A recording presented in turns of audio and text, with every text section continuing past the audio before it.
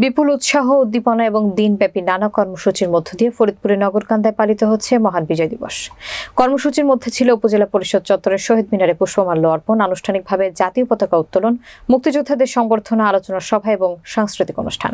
বিস্তারিত দেখুন নগরকান্দার সালথা প্রতিনিধি শফিকুল ইসলাম মন্টুর তথ্যচিত্রে। আজ সকাল ৮টায় নগরকান্দা উপজেলা পরিষদ চত্বরের শহীদ মিনারে পুষ্পমাল্য অর্পণ করা হয়।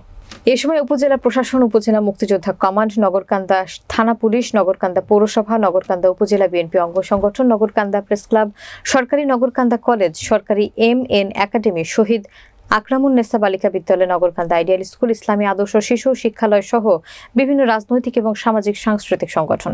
এ সময় উপস্থিত ছিলেন নগরকান্দা উপজেলা নির্বাহী কর্মকর্তা কাফি বিন কবির, উপজেলা সহকারী কমিশনার ভূমি মাসুম বিল্লাহ, নগরকান্দা থানা অফিসার ইনচার্জ সফর আলী, উপজেলা বিএনপির সিনিয়র সহসভাপতি হাবিবুর রহমান বাবুল তালুকদার, সাধারণ সম্পাদক সাইফুর রহমান মুকুল, উপজেলা বিএনপির সহসভাপতি আলিমুজ্জামান সেলু, উপজেলা বিএনপির সাংগঠনিক সম্পাদক শওকত আলী শরীফ, পৌর বিএনপির সভাপতি আসাদুজ্জামান আসাদ, পৌর বিএনপির ভারপ্রাপ্ত সাধারণ সম্পাদক মিজানুর রহমান মিজান, উপজেলা বিএনপির সাবেক সাংগঠনিক সম্পাদক রফিকুজ্জামান অনু, পৌর যুবদলের আহ্বায়ক হেলাল উদ্দিন হেলাল, পৌর যুবদলের সাবেক সভাপতি তৈমুর রহমান মাসুদ সহ বিভিন্ন পেশার মানুষ উপস্থিত ছিলেন।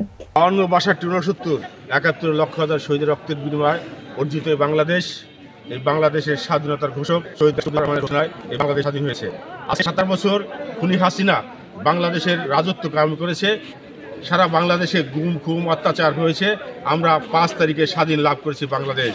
এই স্বাধীনতা সার্বভৌমত্ব আমাদের দেশটি বেগম খালেদা জিয়ার আদর্শে এবং তারেক রহমানের আদর্শে আমরা এই বাংলাদেশ গর্ব ইনশাআল্লাহ।